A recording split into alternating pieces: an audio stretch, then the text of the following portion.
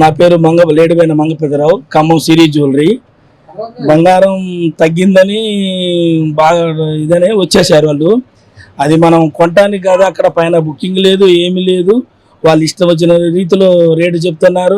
ఆ కస్టమర్లే మమ్మల్ని గోల్డ్ తగ్గిందని అడుగుతున్నారు. నిన్న మొన్న భయంకరంగా 1,86,000 87,000 బుక్ చేసుకున్నారు.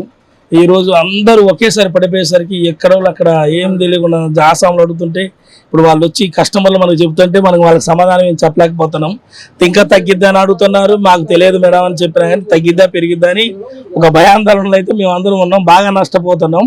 ఉదయం ఇప్పుడు ఆర్డర్ తీసుకుంటే మధ్యాహ్నం కల్లా ఇంకో రేటు ఉంటుంది, సాయంత్రం మరి పడిపోతుంది, మళ్ళీ రేపు పొద్దునే పెరుగుతుంది. చాలా నష్టాలు అయితే ప్రస్తుతం మేము కొట్టిమిట్టాడుతున్నాం. రేపు ఏమైందో చాలా మంది దివాలా తీసే పరిస్థితుల్లోనే ఉన్నాం. గతంలో ఇట్లా ఎప్పుడు లేదు సార్. ఒకసారి ఉన్న రేటు ఒక 15-20 రోజులు స్టాండర్డ్గా అలా ఉండి మా అనుకూలంగా బేరానికి అనుకూలంగా ఉండేది. మనం ఈరోజు కస్టమర్ వచ్చి మనకి ఆర్డర్ ఇచ్చిందంటే వాళ్ళు తీసుకుపోయిన దాకా ఒకటే ధర ఉండేది. వచ్చిన 100-50 హెచ్చు తగ్గుల మీద వాళ్ళు పట్టించుకునేటోళ్ళు కాదు. ఇప్పుడు ఏంటంటే వాళ్ళు ఇచ్చినప్పుడు తక్కువ ఉంటుంది, వచ్చేసరికి పెరిగేసరికి మాకు మొత్తం అడ్వాన్స్ కాక ఒక 5 లక్షలు అయితే ₹1,00,000 ఇస్తే ఆ ₹1,00,000 మేము 5 లక్షలు పెట్టుబడి పెట్టాల్సి బాగా నష్టపోతున్నాం.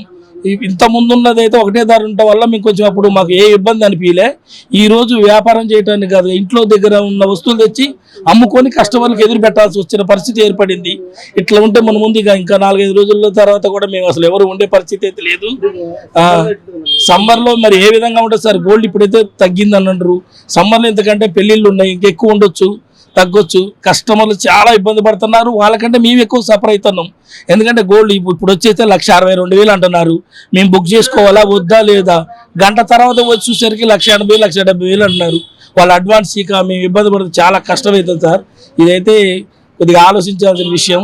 వ్యాపారులందరూ కొద్దిగా దీనిపై గట్టి సంకల్పంతో ఆర్డర్ ఇచ్చిన వాళ్ళ దగ్గర మేము ఎక్కువ పేమెంట్ తీసుకుని ఒక 80% తీసుకుంటే ఏమైనా సేవ్ అవుతాం సార్. ఒక 10% అయినా లాస్ అయినా 80% కస్టమర్లు మాకు ఇస్తే మేము సేవ్ అవుతాం. ప్లస్ వాళ్ళకి ఉన్న ధర మేము ఇవ్వడానికి అనుకూలంగా ఉంటుంది సార్. మాది అది వ్యాపారం ఈ రోజు అయితే.